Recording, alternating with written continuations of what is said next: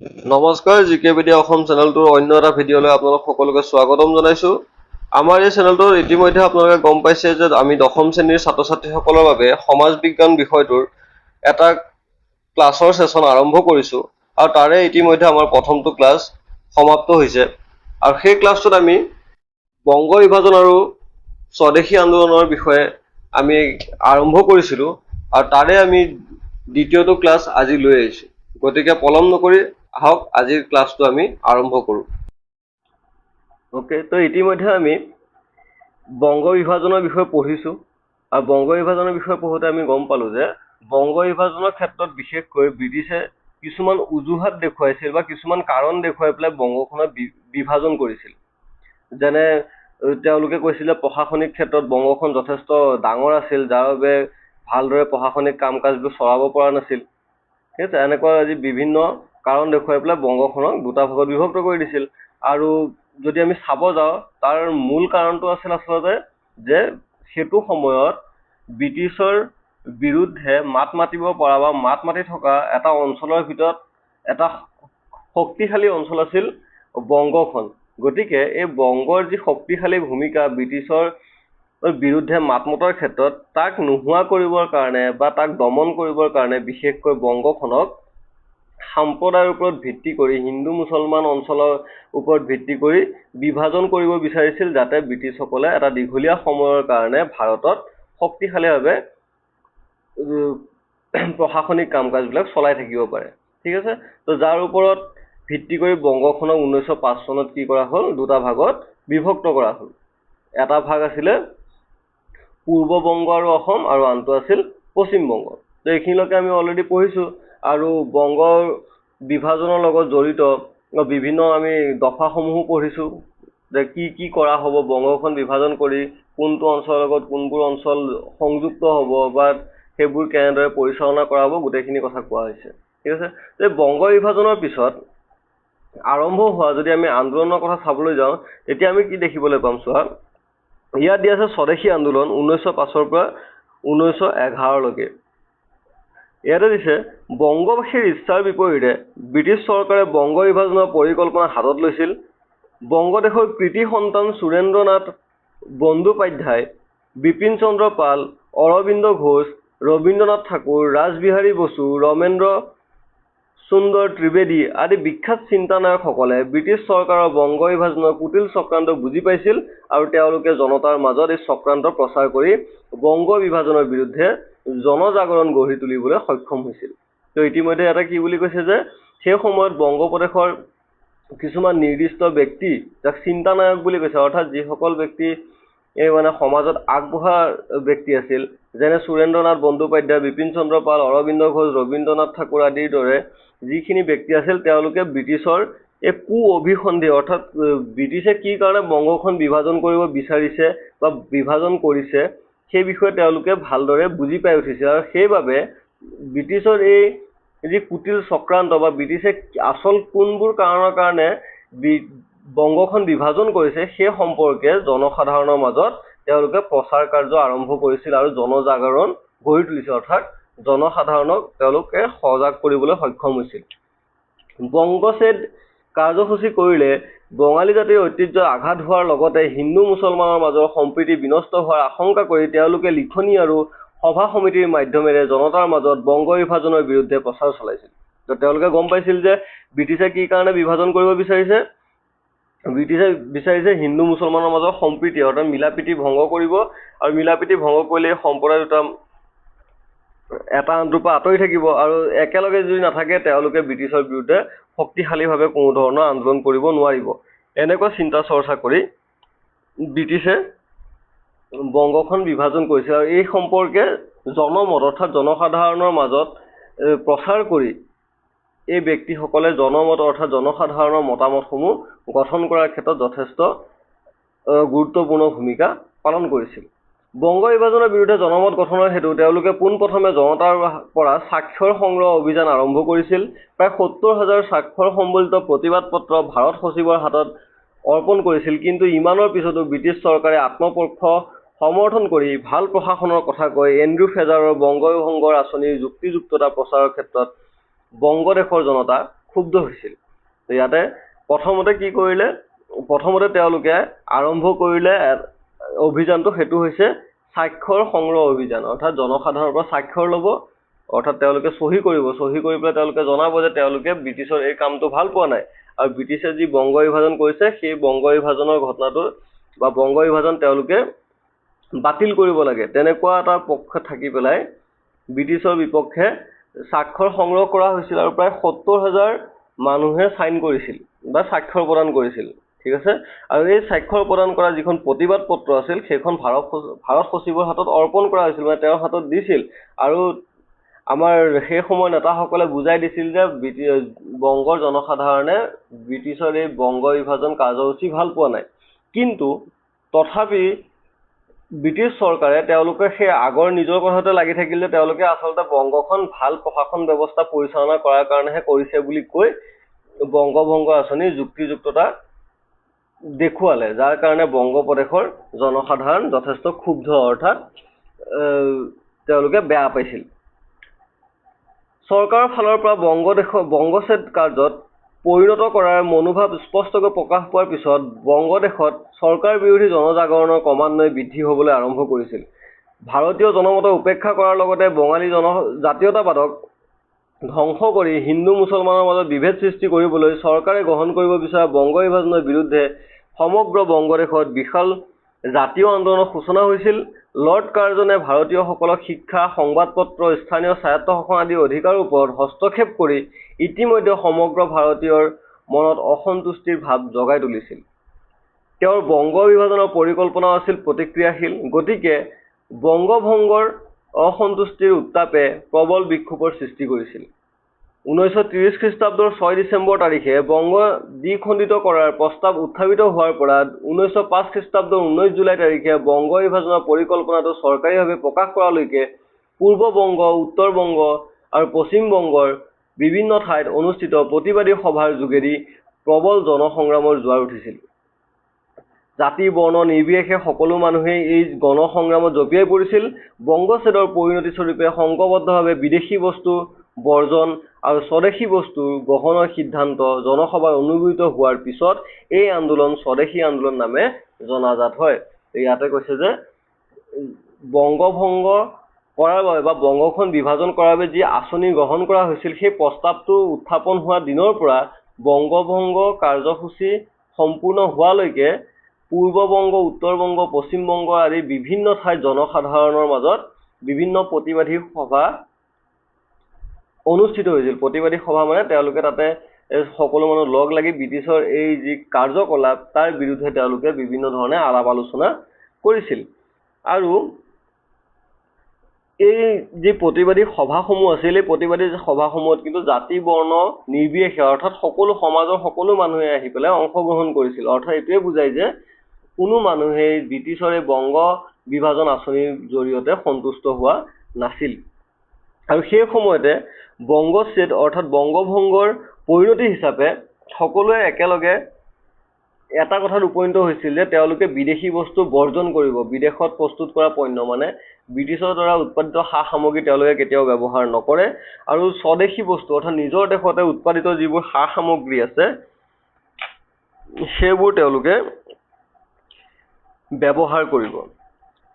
অৰ্থাৎ তাৰ জৰিয়তে কি কৰা হ'ব, প্ৰতিবাদী কাৰ্যসূচী তেওঁলোকে দেখুৱাই দিব যে তেওঁলোকে যে ব্ৰিটিছৰ কাম কাজ বেয়া পাইছে সেইবোৰ তেওঁলোকে দেখুৱাব বিচাৰিছিল। যাৰ ফলস্বৰূপে এই আন্দোলনটোৱে স্বদেশী আন্দোলন নামেৰে জনাজাত হ'ল। মানে নিজৰ দেশৰ সা সামগ্ৰী ব্যৱহাৰৰ ওপৰত যেতিয়া গুৰুত্ব দিবলৈ আৰম্ভ কৰিলে তেতিয়াৰ পৰা এই আন্দোলনটোৰ স্বদেশী আন্দোলন নামেৰে জনাজাত হ'ল।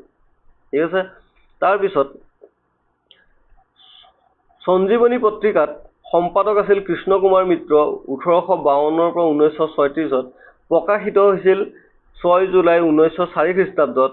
বংগৰ সৰ্বনাশ নামৰ নিবন্ধটোৱে বংগদেশৰ জনতাৰ মাজত তীব্ৰ আলোড়নৰ সৃষ্টি কৰিছিল। এইটো মনত ৰাখিব লাগিব। সঞ্জীৱনী পত্ৰিকা, ইয়াৰ সম্পাদক কোন আছিল? কৃষ্ণ কুমাৰ মিত্ৰ। প্ৰশ্ন আহিব পাৰে। আৰু কৃষ্ণ কুমাৰ মিত্ৰৰ দ্বাৰা সম্পাদিত সঞ্জীৱনী পত্ৰিকাত এটা নিবন্ধ প্ৰকাশ পাইছিল বংগৰ সৰ্বনাশ বুলি, অৰ্থাৎ বংগভংগৰ আঁচনিৰ লগত জড়িত বিভিন্ন কাৰ্যকলাপ বা তাৰ ফলত হ'ব পৰা যিবোৰ বেয়া ফলাফল সেই সম্পৰ্কে এটা নিবন্ধ অৰ্থাৎ এটা আলোচনা তাতে আগবঢ়োৱা হৈছিল আৰু ইয়ে জনসাধাৰণৰ মাজত তীব্ৰ আলোড়নৰ সৃষ্টি কৰিছিল। প্ৰস্তাৱিত বংগদেশ বিভাজনৰ বিৰুদ্ধাচৰণ কৰাৰ উদ্দেশ্যে প্ৰথমখন প্ৰতিবাদী সভা 14 জুলাই 1905 খ্ৰীষ্টাব্দত খুলনাত বাগেৰবাৰীত অনুষ্ঠিত হৈছিল। সুৰেন্দ্ৰনাথ বন্দ্যোপাধ্যায়, মতিলাল ঘোষ, দ্বিজেন্দ্ৰলাল মিত্ৰ প্ৰমুখ্যে নেতাসকলে জন্মভূমিক খণ্ড বিখণ্ড কৰিব বিচৰা ইংৰাজৰ কুটিল চক্ৰান্তৰ বিৰুদ্ধে সজাগ হ'বলৈ সকলোকে আহ্বান জনাইছিল। সেই সময়ত সুৰেন্দ্ৰ বন্দ্যোপাধ্যায়, মতিলাল ঘোষ, দ্বিজেন্দ্ৰলাল মিত্ৰ আদি বহুতো নেতাই জনসাধাৰণক তেওঁলোকৰ দেশখন অঞ্চলটো বা তেওঁলোকৰ সেই যিখন জন্মভূমি বংগদেশ প্ৰদেশখনক যে খণ্ড বিখণ্ড কৰিব বিচাৰিছে ব্ৰিটিছসকলে, তাৰ আঁৰত লুকাই থকা তেওঁলোকৰ যি চক্ৰান্ত বা তেওঁলোকৰ যি চিন্তা চৰ্চা সেই সম্পৰ্কে জনসাধাৰণক সজাগ হ'বলৈ তেওঁলোকে আহ্বান জনাইছিল, তেওঁলোকে জনসাধাৰণক সজাগ কৰিছিল। 16 আৰু 17 জুলাই তাৰিখে 1905 খ্ৰীষ্টাব্দত অনুৰূপ সভাক্ৰমে কিশোৰগঞ্জ আৰু পাবনাত অনুষ্ঠিত হৈছিল। বংগভংগৰ পৰিকল্পনাটো চৰকাৰীভাৱে প্ৰকাশ হোৱাৰ পিছদিনা 20 জুলাই 1905ত দিনাজপুৰত দ্বিতীয়খন বিশাল সভা অনুষ্ঠিত হৈছিল। দিনাজপুৰৰ মহাৰাজৰ পৌৰোহিত্যত অনুষ্ঠিত এই সভাত নতুন কৰ্মপন্থাৰ প্ৰয়োজনীয়তা উপলব্ধি কৰি বিদেশী বস্তু বৰ্জনৰ প্ৰস্তাৱ গ্ৰহণ কৰা হৈছিল।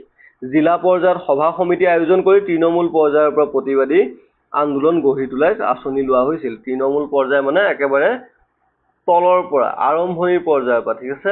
তো অকল বংগ বিভাজনৰ লগত জড়িত আন্দোলনসমূহ এই ডাঙৰ পৰ্যায়ত কৰিলে নহ'ব, এই গোটেই অঞ্চলটোৰ সৰু সৰু ঠাইবিলাককো সামৰি ল'ব লাগিব। সকলো মানুহে যাতে এই ব্ৰিটিছৰ বংগ বিভাজন আঁচনিটোৰ লগত জড়িত তেওঁলোকৰ যি অভিসন্ধি অৰ্থাৎ তেওঁলোকৰ যি চিন্তা চৰ্চা সেই বিষয়ে যাতে সজাগ হয়, তাৰ কাৰণে বিভিন্ন ধৰণে প্ৰতিবাদী আন্দোলনসমূহ গঢ়ি তোলাৰ কাৰণে বিভিন্ন ধৰণৰ আঁচনি বা প্ৰচেষ্টা হাতত লোৱা দেখিবলৈ পোৱা গৈছিল।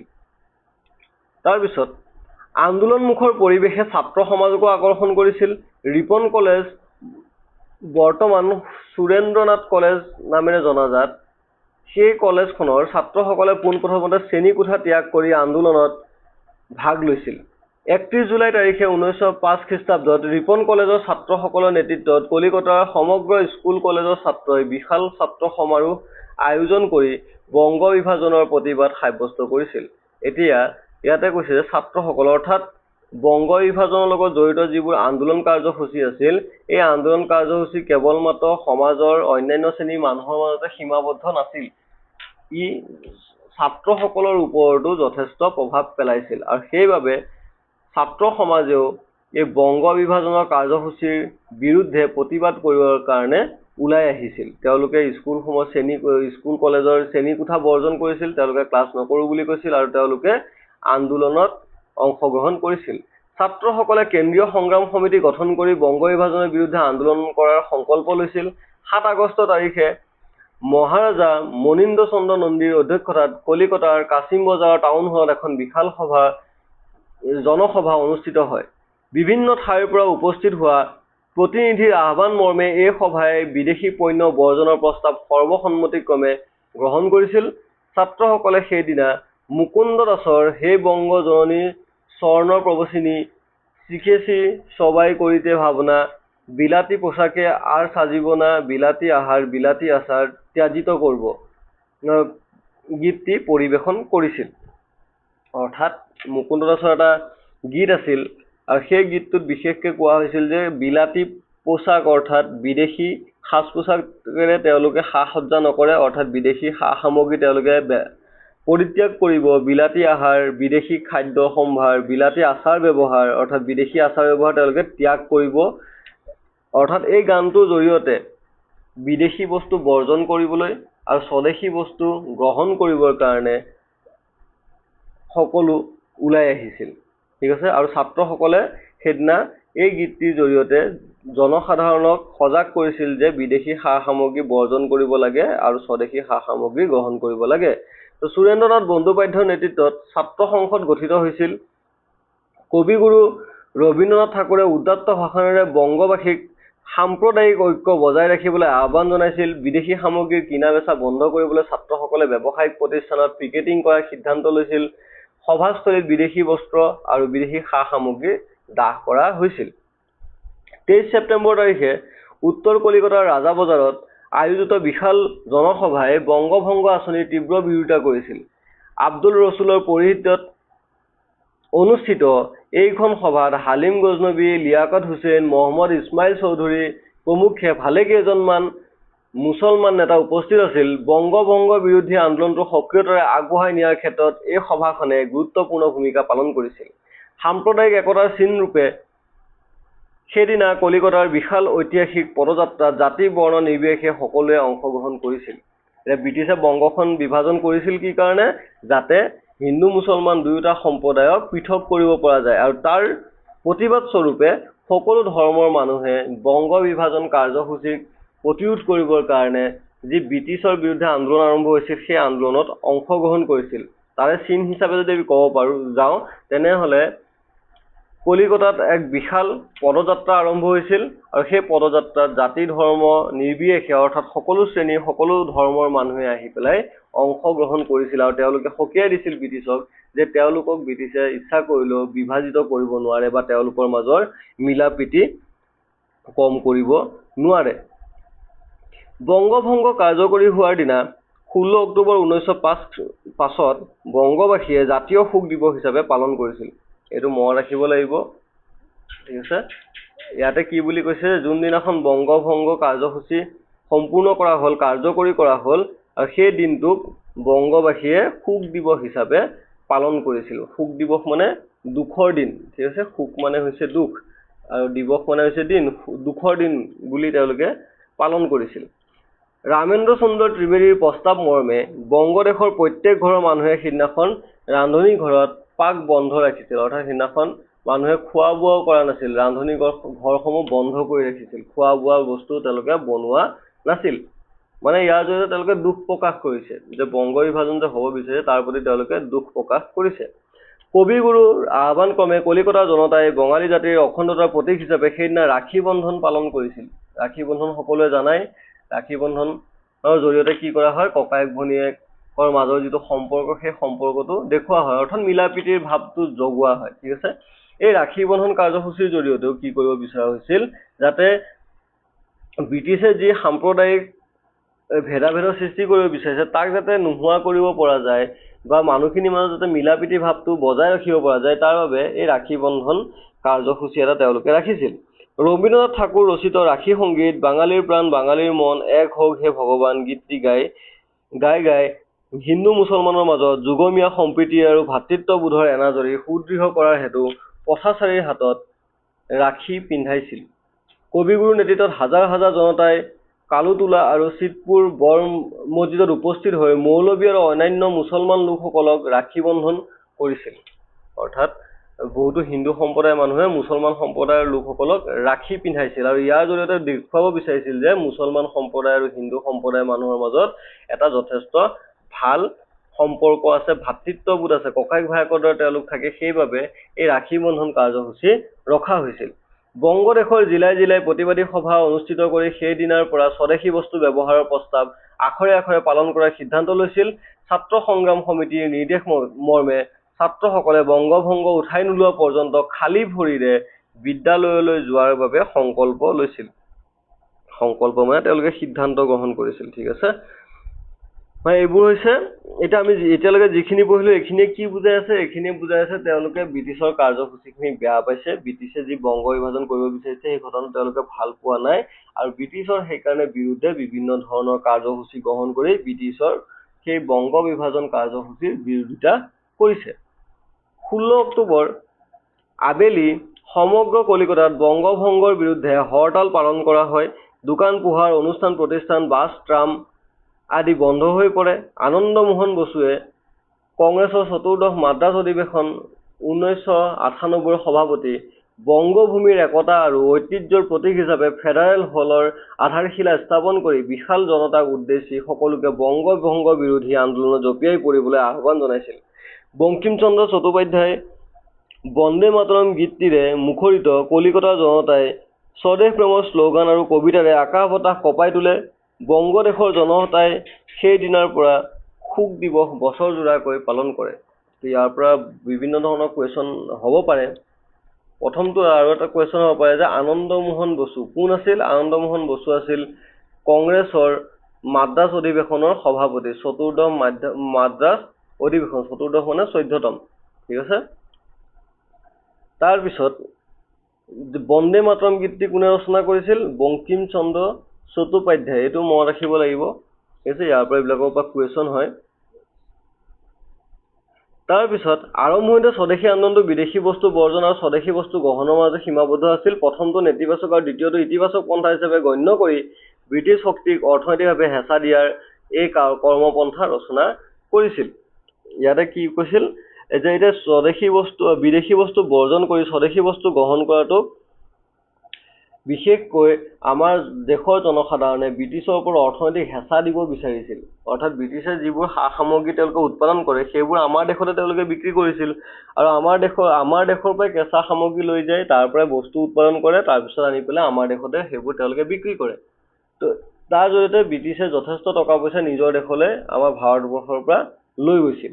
তো যদি তেওঁলোকে উৎপাদন কৰা সা সামগ্ৰী আমাৰ দেশৰ জনসাধাৰণে ব্যৱহাৰ কৰিবলৈ বন্ধ কৰি দিয়ে, তেতিয়া কি হ'ব? ব্ৰিটিছৰ যথেষ্ট অৰ্থনৈতিকভাৱে বেয়া প্ৰভাৱ পৰিব, টকা পইচা তেওঁলোকৰ ইনকাম বন্ধ হৈ যাব, অৰ্থনৈতিক দিশটো দুৰ্বল হৈ যাব। আৰু স্বদেশী বস্তু গ্ৰহণ কৰা যেতিয়া আৰম্ভ হ'ব, তো আমাৰ দেশৰ জনসাধাৰণে নিজে উৎপাদিত সামগ্ৰীবোৰ পিন্ধিব আৰু আমাৰ থলুৱা যিবোৰ শিল্প আছে সেইবোৰ যথেষ্ট শক্তিশালী হ'ব। এনেকুৱা চিন্তা চৰ্চা আগত ৰাখি পেলাই এই বিদেশী বস্তু বৰ্জন কৰা, স্বদেশী বস্তু গ্ৰহণ কৰা কাৰ্যসূচী গ্ৰহণ কৰা হৈছিল। কিন্তু আন্দোলনৰ পৰিধি ক্ৰমান্বয়ে ব্যাপক হোৱাৰ লগে লগে বৰ্জনৰ পৰিসৰো ব্যাপকতৰ হৈ পৰিছিল। অৰবিন্দ ঘোষে কৈছিল যে বৰ্জনৰ অৰ্থ স্বাদেশিকতা আৰু স্বাদেশিকতাৰ মৰ্মাৰ্থ হ'ল ইংৰাজৰ লগত সৰ্বত্ৰ প্ৰকাৰে অসহযোগিতা কৰা। অৰবিন্দ ঘোষে কৈছিল যে অকল বৰ্জন মানে হৈছে স্বাদেশিকতা, অৰ্থাৎ স্বদেশী বস্তু উৎপাদন কৰা, স্বদেশী বস্তু ব্যৱহাৰ কৰা, আৰু ইয়াৰ অৰ্থ হৈছে ইংৰাজৰ লগত সকলো প্ৰকাৰে, সৰ্বত্ৰ প্ৰকাৰে মানে সকলো ধৰণৰ অসহযোগিতা বা সকলো ধৰণৰ যোগাযোগ নোহোৱা কৰি দিয়া। ঋষি অৰবিন্দৰ এই বৰ্জনৰ মানসিকতাই আন্দোলনকাৰীৰ মনত স্বদেশ জাতি আৰু স্বদেশ প্ৰেমৰ ভাৱ বেছি সতেজ আৰু সক্ৰিয় কৰি তুলিছিল। কেৱল বিদেশী বস্তুৰ মাজতে সীমাবদ্ধ নাথাকি ব্ৰিটিছ প্ৰশাসন, চৰকাৰী শিক্ষানুষ্ঠান, বিচাৰালয় আদিকো আন্দোলনকাৰীয়ে বৰ্জন কৰিবলৈ সিদ্ধান্ত লৈছিল। স্বদেশী সামগ্ৰীৰ আদৰ বাঢ়িছিল।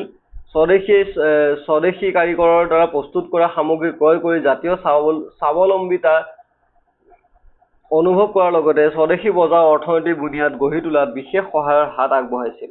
আনহাতেদি ভাৰতীয় বজাৰ দখল কৰি থকা বিদেশী সামগ্ৰী পৰিহাৰ কৰাৰ প্ৰৱণতা স্বদেশী মনত গঢ়ি উঠিছিল। আনকি চৰকাৰক বিদেশী বুলি গণ্য কৰি খাজনা, চৰকাৰী ঋণ আদি পৰিশোধ নকৰাৰ মানসিকতাও আন্দোলনকাৰীসকলৰ মনত গঢ় লৈ উঠিছিল। তো ইয়াতে কি বুলি কৈছে যে অকল বিদেশী সা সামগ্ৰী ব্যৱহাৰে বন্ধ কৰা বা নিজে উৎপাদন কৰা সামগ্ৰী ব্যৱহাৰ কৰা এইখিনিতে তেওঁলোক সীমাবদ্ধ নাছিল। বিদেশী বস্তু বৰ্জন, স্বদেশী বস্তু গ্ৰহণ, এই ধাৰণাটো পিছলৈ যথেষ্ট বহল হৈছিল। লাহে লাহে তেওঁলোকৰ প্ৰশাসনিক ব্যৱস্থা, যি ব্ৰিটিছৰ দ্বাৰা পৰিচালিত প্ৰশাসনিক ব্যৱস্থা, তেওঁলোকৰ দ্বাৰা পৰিচালিত যিবোৰ শিক্ষানুষ্ঠান মানে স্কুল কলেজ যিবোৰ আছিল বা বিচাৰালয় আদালত আদিও আমাৰ দেশৰ জনসাধাৰণে পৰিত্যাগ কৰিবলৈ বা বৰ্জন কৰিবলৈ আৰম্ভ কৰি দিছিল। যাৰ ফলত আমাৰ স্বদেশী সামগ্ৰীৰ উৎপাদন যথেষ্ট বৃদ্ধি পাইছিল। ঠিক আছে, আৰু আমাৰ স্বদেশী সামগ্ৰীৰ আদৰ বা তেওঁলোকৰ জনপ্ৰিয়তাও ভাৰতীয় বজাৰত যথেষ্ট বৃদ্ধি পাইছিল। মানুহে বিদেশী সামগ্ৰীৰ পৰিৱৰ্তে নিজৰ দেশত উৎপাদিত সা সামগ্ৰী ব্যৱহাৰ কৰিবলৈ আৰম্ভ কৰিছিল, যাৰ ফলস্বৰূপে আমাৰ দেশৰ অৰ্থনৈতিক দিশটো যথেষ্ট স্বাৱলম্বী হোৱাৰ দিশত আগবাঢ়ি গৈছিল। আমাৰ দেশখন অৰ্থনৈতিক ক্ষেত্ৰত যথেষ্ট টনকিয়াল হৈছিল। লগতে বিদেশী বুলি গণ্য কৰি চৰকাৰখন যিহেতু বিদেশী বুলি ভাবি লৈছিল, ব্ৰিটিছে আমাৰ দেশখন চলাই আছিল, গতিকে সেই চৰকাৰ ব্যৱস্থা সকলোৱে বিদেশী বুলি ভাবিছিল, আৰু যাৰ কাৰণে খাজনা অৰ্থাৎ টেক্স, মাটিৰ যি টেক্স বা ৰাজহ দিব লাগে বা চৰকাৰী যিবোৰ ঋণ মানুহে লৈছিল সেইবোৰ পৰিশোধ বা ঘূৰাই নিদিওঁ বুলি বহুতে সিদ্ধান্ত গ্ৰহণ কৰিছিল। স্বদেশী আন্দোলনৰ কেন্দ্ৰভূমি অবিভক্ত বংগদেশ আছিল যদিও বংগদেশক কেন্দ্ৰ কৰি গঢ়ি উঠা এই আন্দোলনটোৱে বংগদেশৰ ভৌগোলিক সীমা অতিক্ৰম কৰি এটা সৰ্বভাৰতীয় ৰূপ পৰিগ্ৰহণ কৰিছিল। যদিও এই স্বদেশী আন্দোলনটো বংগদেশত আৰম্ভ হৈছিল, কিন্তু বংগদেশৰ পৰিসীমা পাৰ কৰি গৈছিল, অৰ্থাৎ আমাৰ দেশখনৰ বিভিন্ন অংশত এই আন্দোলনৰ প্ৰভাৱ পৰা দেখিবলৈ পোৱা গৈছিল। দক্ষিণ ভাৰত, মহাৰাষ্ট্ৰ, উত্তৰ পূব ভাৰতৰ জনগণেও শাসক বিৰোধী এই আন্দোলনটো সমৰ্থন কৰাত স্বদেশী আন্দোলন সৰ্বভাৰতীয় পৰ্যায়ত উপনীত হৈছিল। সুৰেন্দ্ৰনাথ বন্দ্যোপাধ্যায়, বাল গংগাধৰ তিলক, গোপাল কৃষ্ণ গোখলে, আনন্দ মোহন বসু, লালা লাজপত ৰায়, দাদাভাই নৌৰোজী আদি সৰ্বভাৰতীয় নেতাসকলৰ যোগেদি স্বদেশী আন্দোলনে বংগোপদেশৰ পৰিধি অতিক্ৰম কৰি ভাৰতবৰ্ষৰ বিভিন্ন প্ৰদেশলৈ প্ৰসাৰিত হয়। স্বদেশী আন্দোলনক এটা সফল আৰু সৰ্বাত্মক আন্দোলন হিচাপে গণ্য কৰা হয়। এই আন্দোলনৰ প্ৰতিটো ক্ষণে বংগবাসীক আলোড়িত কৰিছিল আৰু ইয়াৰ প্ৰত্যক্ষ প্ৰভাৱ সমগ্ৰ ভাৰতবৰ্ষত পৰিলক্ষিত হৈছিল। স্বৰূপতে ই ৰাজনৈতিক আন্দোলন আছিল, যদিও 7 বছৰীয়া এই আন্দোলনে ভাৰতৰ সাহিত্য, সমাজ, শিক্ষা, অৰ্থনীতি আদি সকলো দিশতে সুদূৰ প্ৰসাৰী প্ৰভাৱ পেলাইছিল। এতিয়া এই স্বদেশী আন্দোলনটোক এটা সফল আন্দোলন বুলি গণ্য কৰা হয়, কাৰণ এই আন্দোলনে আমাৰ ভাৰতবৰ্ষৰ ৰাজনৈতিক ক্ষেত্ৰখনত লগতে অন্যান্য দিশসমূহত যথেষ্ট ভাল ফলাফল বা ভাল প্ৰভাৱ পেলাইছিল। এই আন্দোলনৰ ফলস্বৰূপে আমাৰ ভাৰতবৰ্ষত কিছুমান নতুন নতুন দিশৰ নতুন নতুন বিষয়বস্তু আৰম্ভণি হোৱা দেখিবলৈ পোৱা যায়। ভাৰতৰ যি সাহিত্য জগতখন আছিল, এই আন্দোলনৰ ফলস্বৰূপে যথেষ্ট টনকিয়াল হৈছিল। সমাজ ব্যৱস্থা যথেষ্ট পৰিৱৰ্তন হৈছিল, শিক্ষা ব্যৱস্থাৰ যথেষ্ট উন্নতি সাধন হৈছিল, কাৰণ যেতিয়া ভাৰতীয় লোকসকলে বিদেশী বা ব্ৰিটিছৰ দ্বাৰা পৰিচালিত শিক্ষানুষ্ঠানসমূহ পৰিত্যাগ কৰিছিল, তেতিয়া তেওঁলোকক আমাৰ দেশৰ স্বদেশী কিছুমান শিক্ষানুষ্ঠানৰ প্ৰয়োজন হৈছিল, কাৰণ ল'ৰা ছোৱালীখিনিতো পঢ়া শুনা কৰিব লাগিব, শিক্ষাৰ ক্ষেত্ৰত আগবাঢ়িব লাগিব। তেতিয়া আমাৰ দেশত বিভিন্ন ধৰণৰ শিক্ষানুষ্ঠান গঢ় লৈ উঠা দেখিবলৈ পোৱা গৈছিল। অৰ্থনৈতিক দিশটোতো অলপ আগতে ক'লোৱেই, অৰ্থনৈতিক দিশটোতো যথেষ্ট ভাল প্ৰভাৱ পৰিছিল। যেতিয়া বিদেশী সামগ্ৰী পৰিহাৰ কৰিলে, মানুহে ব্যৱহাৰ কৰিবলৈ বাদ দি দিলে, এতিয়া মানুহৰতো নিজৰ প্ৰয়োজনীয়তা পূৰণ কৰিব লাগিব। নিজৰ প্ৰয়োজনীয়তা পূৰণ কৰিবৰ কাৰণে তেওঁলোকে নিজৰ দেশতে বস্তু উৎপাদন কৰিছিল, যাৰ ফলস্বৰূপে দেশখনৰ অৰ্থনৈতিক দিশটোৰো যথেষ্ট টনকিয়াল হোৱা দেখিবলৈ পোৱা গৈছিল। ঠিক আছে, তো এইখিনি আছিল আমাৰ স্বদেশী আন্দোলন। তাৰপিছত আহি গ'লে স্বদেশী আন্দোলনৰ ফলাফল। আজি আমি স্বদেশী আন্দোলনৰ ফলাফল গোটেইকেইটা আলোচনা নকৰোঁ, মাত্ৰ আমি দুটা স্বদেশী আন্দোলনৰ ফলাফল চাম। তাৰে প্ৰথমটো হৈছে জাতীয় সাহিত্য। আমাৰ সাহিত্য জগতখনে স্বদেশী আন্দোলনৰ প্ৰভাৱ কেনেকৈ পৰিছিল, ইয়াৰ পৰা কিন্তু শ্বৰ্ট কুৱেশ্যন বহুত হ'ব পৰা আছে, মই মাৰ্ক কৰাই দিম, তোমালোকে নোট ডাউন কৰি ল'বা। প্ৰথমতে, স্বদেশানুভূতিৰ জোৱাৰে সাহিত্য সৃষ্টিত বিশেষ অৰিহণা যোগাইছিল। স্বদেশী আন্দোলনৰ পটভূমিত প্ৰকাশিত হৈছিল বিভিন্ন সংবাদ পত্ৰ, আলোচনী গ্ৰন্থ আৰু গীত, নাটক, প্ৰবন্ধ ইত্যাদি। ঠিক আছে, তো জনসাধাৰণৰ মাজত আচলতে জনপ্ৰিয়তা লাভ কৰাৰ বা জনসাধাৰণক সহজতে সকলোবোৰ বস্তু বুজাই দিয়াৰ এটা উত্তম মাধ্যম হৈছে আমাৰ সাহিত্য। মানুহক কথা কৈ যিবোৰ বস্তু বুজাব নোৱাৰি, সেইখিনি কথা বা সেই বিষয়বস্তুখিনি মানুহক নাটক আকাৰে, কিতাপৰ কাহিনী হিচাপে বা তেওঁলোকক আলোচনাৰ মাধ্যমেৰে সহজে বুজাব পৰা যায়। ঠিক আছে, আৰু যাৰ কাৰণে এই সাহিত্য ক্ষেত্ৰত যথেষ্ট গুৰুত্বপূৰ্ণ ভূমিকা পালন কৰিছিল, আৰু যাৰ ফলস্বৰূপে সাহিত্য জগতত কিছুমান নতুন নতুন সৃষ্টিয়ে দেখা দিছিল। সুৰেন্দ্ৰনাথ বন্দ্যোপাধ্যায়ৰ সম্পাদিত বেংগলী, কৃষ্ণ কুমাৰ মিত্ৰৰ সঞ্জীৱনী, কালীপ্ৰসন্ন কাব্য বিশাৰদ আৰু যোগেন্দ্ৰনাথ বিদ্যাভূষণৰ হিতবাদী, ভূপেন্দ্ৰনাথ দত্তৰ যুগান্তৰ, ব্ৰহ্মবান্ধৱ উপাধ্যায়ৰ সন্ধ্যা, সতীশ চন্দ্ৰ মুখোপাধ্যায়ৰ দি ডন, কুমুদিনী মিত্ৰৰ মহিলা আলোচনী সুপ্ৰভাত, অৰবিন্দ ঘোষৰ বন্দে মাতৰম আদি সংবাদ পত্ৰ আৰু আলোচনীত প্ৰকাশিত জাতীয়তাবাদী লেখাসমূহে বংগভংগ বিৰোধী আন্দোলনৰ গতি তীব্ৰ কৰি তুলিছিল। এইখিনি আমি মনত ৰাখিব লাগিব। কোনে কি লিখিছিল, দি ডনখন কোনে লিখিছিল, তাৰপিছত কুমুদিনী মিত্ৰৰ মহিলা আলোচনীখনৰ নামটো কেতিয়াবা সুধিব পাৰে, সুপ্ৰভাত, অৰবিন্দ ঘোষৰ বন্দে মাতৰম। ঠিক তেনেকৈ আগতো কিছুমান আছে, যেনে সুৰেন্দ্ৰনাথ বন্দ্যোপাধ্যায়ৰ সম্পাদিত বেংগলী, কৃষ্ণ কুমাৰ মিত্ৰৰ সঞ্জীৱনী, কালীপ্ৰসন্ন কাব্য বিশাৰদ আৰু যোগেন্দ্ৰনাথ বিদ্যাভূষণৰ হিতবাদী, ভূপেন্দ্ৰনাথ দত্তৰ যুগান্তৰ, ব্ৰহ্মবান্ধৱৰ উপাধ্যায়ৰ সন্ধ্যা আদি বিভিন্ন কিতাপৰ নাম ইয়াতে দিয়া হৈছে। এইখিনি আমি নোট ডাউন কৰিব লাগিব, আৰু ইয়াৰ পৰা আমি কুৱেশ্যন এনচাৰ কৰিব ট্ৰাই কৰিব লাগিব, কাৰণ পৰীক্ষাত এইবিলাকৰ পৰা কুৱেশ্যন কিন্তু আহে। কিতাপৰ নাম সোধে আৰু কোনে লিখিছিল সেইটো সোধে। স্বদেশী আন্দোলনৰ পটভূমিত ৰচিত উল্লেখযোগ্য নাটক আছিল ক্ষীৰোদ প্ৰসাদৰ পলাশীৰ প্ৰায়শ্চিত্ত, গিৰীশ ঘোষৰ চিৰাজুদ্দৌলা আৰু মীৰ কাছিম, অমৃতলাল বসুৰ চাব্বাছ বাঙালী, অমৰেন্দ্ৰ নাথ দত্তৰ বংগৰ অংগছেদ ইত্যাদি। এই নাটককেইখনৰ নাম চাই থব লাগিব। কেতিয়াবা সুধিব পাৰে যে স্বদেশী আন্দোলনৰ পটভূমিত ৰচিত দুখন নাটকৰ নাম লিখা, বা নাটকবিলাকৰ নাম দি দিব, কোনে লিখিছিল বা ৰচনা কৰিছিল তাৰ বিষয়ে সুধিব পাৰে, বা বেলেগকেও সুধিব পাৰে যে ক্ষীৰোদ প্ৰসাদৰ স্বদেশী আন্দোলনৰ লগত জড়িত নাটকখনৰ নাম কি আছিল, গিৰীশ ঘোষৰ নাটকখনৰ নাম কি আছিল, তেনেকেও কুৱেশ্যন সুধিব পাৰে। তো এইখিনি বস্তু আমি মনত ৰাখিব লাগিব। একেদৰে স্বদেশী আন্দোলনৰ পটভূমিত ৰচিত বিখ্যাত গ্ৰন্থ কেইখনমান স্বৰ্ণকুমাৰী দেৱী, জাপানী বীৰ, প্ৰমথ নাথ ৰায়চৌধুৰীৰ জাতীয় জয় সংগীত, কীৰ্তিচন্দ্ৰ দাসগুপ্তৰ নব্য ভাৰত, ৰামেন্দ্ৰ সুন্দৰ ত্ৰিবেদীৰ বংগলক্ষ্মী ব্ৰতকথা আদি বিভিন্ন ধৰণৰ গ্ৰন্থ সেই সময়ত ৰচনা হোৱা দেখিবলৈ পোৱা গৈছিল। স্বদেশী আন্দোলনক কেন্দ্ৰ কৰি কবিগুৰু ৰবীন্দ্ৰনাথ ঠাকুৰে ৰচনা কৰা 23টা গীত ভাৰতীয় সংস্কৃতিৰ সম্পদ হৈ থাকিব। আমাৰ সোণাৰ বাংলা আমি তোমাকে ভালোবাসি শীৰ্ষক গীতটিয়ে পৰৱৰ্তী সময়ত স্বাধীন বাংলাদেশৰ ৰাষ্ট্ৰীয় সংগীতৰ মৰ্যাদা লাভ কৰিছে। যদি তোৰ ডাক শুনে কেউ না আছে তবে একলা চলোৰেৰ দৰে তীব্ৰ জাতীয় আবেদনময়ী গীতে চিৰকাল জনপ্ৰিয়তা লাভ কৰি থাকিব। আন্দোলনৰ সময়ছোৱাত ৰজনীকান্ত সেন, মুকুন্দ দাস, দ্বিজেন্দ্ৰ লাল ৰয় আদিৰ গীতেও বঙালী জাতিক উদ্বুদ্ধ কৰিছিল। স্বদেশী আন্দোলনৰ পটভূমিত ৰবীন্দ্ৰনাথে ৰচনা কৰা এটা বিখ্যাত প্ৰবন্ধ আছিল ভাই ভাই এক ঠাই। তো ইয়াতে কি দিছে, ইয়াৰ পৰা চোৱা, তোমালোকক কুৱেশ্যন সোধে যে বাংলাদেশৰ ৰাষ্ট্ৰীয় সংগীতটো কোনে ৰচনা কৰিছিল? কোনে ৰচনা কৰিছিল? ৰবীন্দ্ৰনাথ ঠাকুৰে। ঠিক আছে, কোনে ৰচনা কৰিছিল? ৰবীন্দ্ৰনাথ ঠাকুৰে বাংলাদেশৰ ৰাষ্ট্ৰীয় সংগীত। ঠিক আছে, আচলতে ৰচনা কৰিছিল মানে তেওঁৰ গীতক তেওঁলোকে ৰাষ্ট্ৰীয় সংগীতৰ মৰ্যাদা দিছিল, আগতে ৰচনা কৰিছিল যে আমাৰ সোণাৰ বাংলা আমি তোমাকে ভালোবাসি। ঠিক আছে, তাৰপিছত যদি তোৰ ডাক শুনে কেউ না আছে তবে একলা চলোৰে, এই গানটো এতিয়াও যথেষ্ট জনপ্ৰিয়, তোমালোকে হয়তো বহুতে শুনিছা।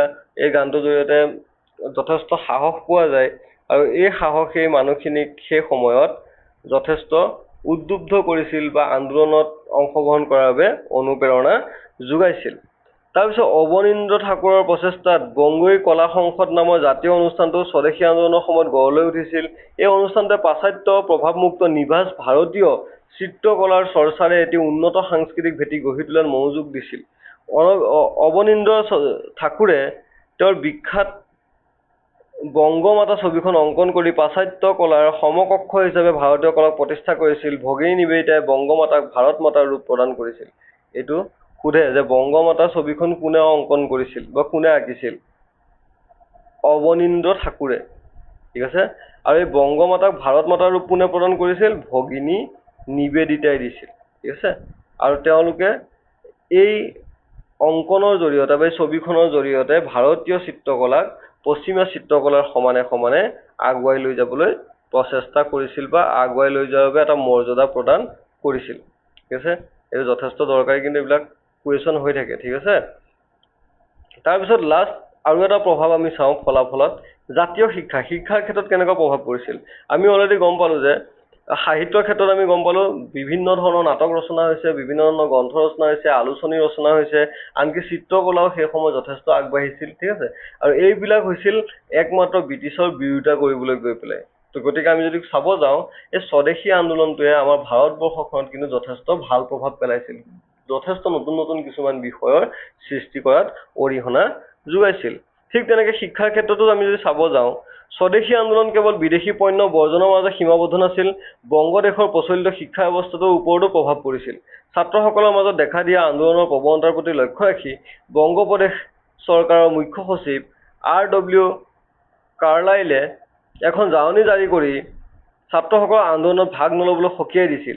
এই জাননীৰ বিৰুদ্ধে সমগ্ৰ বংগদেশত প্ৰতিবাদৰ জোৱাৰ উঠিছিল। ছাত্ৰসকলে কাৰ্লাইলৰ জাননীৰ বিৰুদ্ধে প্ৰতিবাদ কৰি শ্ৰেণীকোঠা ত্যাগ কৰিছিল। ৰবীন্দ্ৰনাথ ঠাকুৰৰ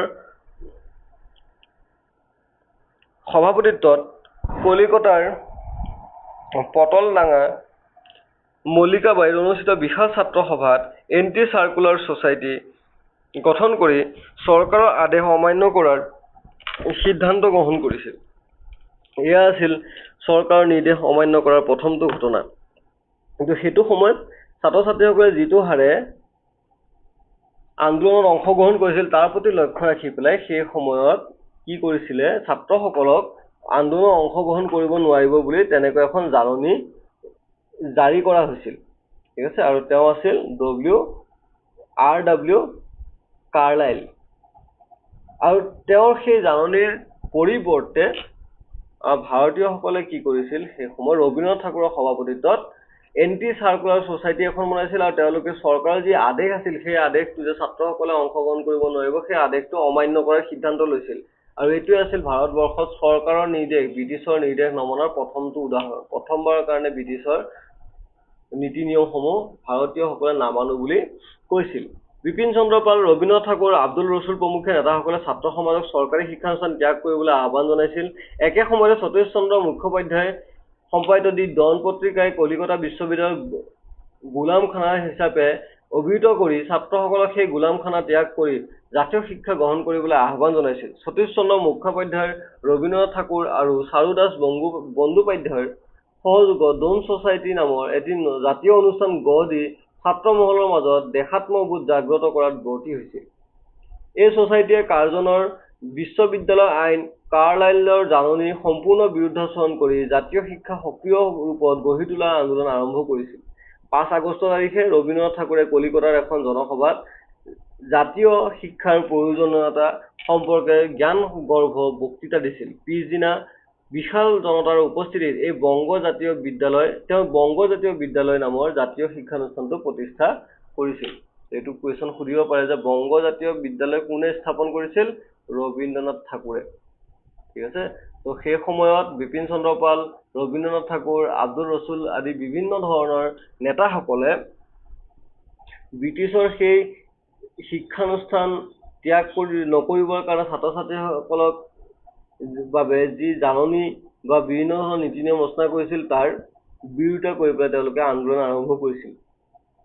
তেওঁলোকে ছাত্ৰ সমাজক আহ্বান কৰিছিল যে তেওঁলোকে চৰকাৰী শিক্ষানুষ্ঠানসমূহ এৰি দিব লাগে, তেওঁলোকে জাতীয় শিক্ষানুষ্ঠানত অংশগ্ৰহণ কৰিব লাগে আৰু জাতীয় শিক্ষানুষ্ঠানৰ পৰা শিক্ষা গ্ৰহণ কৰি তেওঁলোকে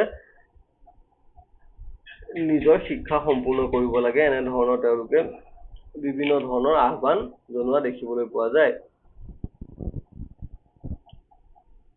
তাৰপিছত 8 নৱেম্বৰ ৰংপুৰত দ্বিতীয়খন জাতীয় বিদ্যালয় স্থাপন কৰে। চৰকাৰী বিদ্যালয় ত্যাগ কৰা ছাত্ৰৰ সংখ্যা ক্ৰমাৎ বৃদ্ধি পোৱাত বংগদেশৰ কেইবাখনো ঠাইত জাতীয় বিদ্যালয় গঢ়ি উঠিছিল। ৰাসবিহাৰী বসুৰ অধ্যক্ষতাত কলিকতা টাউন হলত 11 মাৰ্চ তাৰিখে অনুষ্ঠিত সভাত জাতীয় শিক্ষা পৰিষদ নামৰ জাতীয় শিক্ষাৰ শীৰ্ষ অনুষ্ঠান এটাও গঠন কৰা হয়।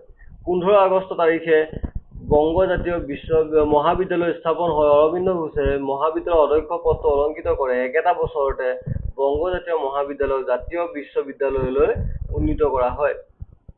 স্বদেশী আন্দোলনৰ সময়খিনিত সৰ্বমুঠ 62খন মাধ্যমিক, 3000খন প্ৰাথমিক জাতীয় বিদ্যালয় গঢ়ি উঠে। খ্যাতনামা বেৰিষ্টাৰ তাৰকনাথ পালিতৰ অসমৰ প্ৰথমগৰাকী ICS আনন্দৰাম বৰুৱাৰ অন্তৰংগ বন্ধু, এইটো মনত ৰাখিব লাগিব, সুধিব পাৰে যে অসমৰ প্ৰথমগৰাকী ICS কোন আছিল? আনন্দৰাম বৰুৱা। তেওঁৰ এজন বন্ধু আছিল, নামটো আছিল তাৰকনাথ পালিতৰ। অৰ্থ সাহায্যত বেংগল টেকনিকেল ইনষ্টিটিউট নামৰ শিক্ষানুষ্ঠান গঢ়ি উঠিছিল। পিছলৈ উক্ত অনুষ্ঠানটোৱে যাদৱপুৰ বিশ্ববিদ্যালয় নামেৰে আত্মপ্ৰকাশ কৰিছিল। জাতীয় বিশ্ববিদ্যালয়ৰ আৰ্হিত পাটনাত বিহাৰ বিদ্যাপীঠ, মহাৰাষ্ট্ৰত সমৰ্থ বিদ্যালয়, গুজৰাটৰ গুজৰাট বিদ্যালয় আদি প্ৰতিষ্ঠা হোৱা দেখিবলৈ পোৱা যায়। আমি এইটো পইণ্টত কি পঢ়িলো যে শিক্ষাৰ ক্ষেত্ৰখনত প্ৰথম কথা ছাত্ৰ ছাত্ৰীসকলে চৰকাৰী শিক্ষা ল'ব বিচৰা নাছিল, তেওঁলোকে চৰকাৰী অনুষ্ঠানসমূহৰ পৰা ওলাই আহিছিল, যাৰ ফলস্বৰূপে ভাৰতবৰ্ষত বিভিন্ন ঠাইত বিভিন্নজনে আমাৰ ভাৰতবৰ্ষৰ শিক্ষা ব্যৱস্থাটো আগুৱাই নিয়াৰ বাবে বিভিন্ন ধৰণৰ শিক্ষানুষ্ঠান স্থাপন কৰিছিল আৰু তাত বিভিন্ন ছাত্ৰ ছাত্ৰীসকলে যোগদান কৰা দেখিবলৈ পোৱা গৈছিল। তো এইখিনি আছিল স্বদেশী আন্দোলনৰ প্ৰভাৱ। আৰু আছে মহিলাসকলৰ অংশগ্ৰহণৰ বিষয়ে পঢ়িব লাগিব বা অন্যান্য এনেকুৱা আৰু বিষয় আছে, সেইখিনি আমি নেক্সট ক্লাছত ডিছকাছ কৰিম। ঠিক আছে, তো আজিৰ ক্লাছত আমি বিশেষকৈ স্বদেশী আন্দোলন কি আছিল, স্বদেশী আন্দোলনৰ আৰম্ভণি কেনেদৰে হৈছিল, তেওঁলোকৰ স্বদেশী আন্দোলনৰ জৰিয়তে ব্ৰিটিছসকলৰ ওপৰত কেনেকৈ প্ৰভাৱ পেলোৱা হৈছিল আৰু যাৰ ফলত আমাৰ ভাৰতবৰ্ষৰ সাহিত্য আৰু শিক্ষাৰ ক্ষেত্ৰত কেনেধৰণৰ প্ৰভাৱ পৰিছিল, এই গোটেইখিনি আজি আমি আলোচনা কৰিলোঁ। নেক্সট ক্লাছত আমি স্বদেশী আন্দোলনৰ লগত জড়িত অন্যান্য বিষয়সমূহ আমি আলোচনা কৰিম। অ'কে, ভিডিঅ'টো শেষলৈকে চোৱাৰ বাবে ধন্যবাদ। যদি ভিডিঅ'টো চাই আপোনালোকে ভাল পালে তেনেহ'লে লাইক আৰু শ্বেয়াৰ কৰিবলৈ নাপাহৰিব। আৰু যদি চেনেলটোত প্ৰথমবাৰৰ বাবে আহিছে তেনেহ'লে চেনেলটো ছাবস্ক্ৰাইব কৰিব। ধন্যবাদ।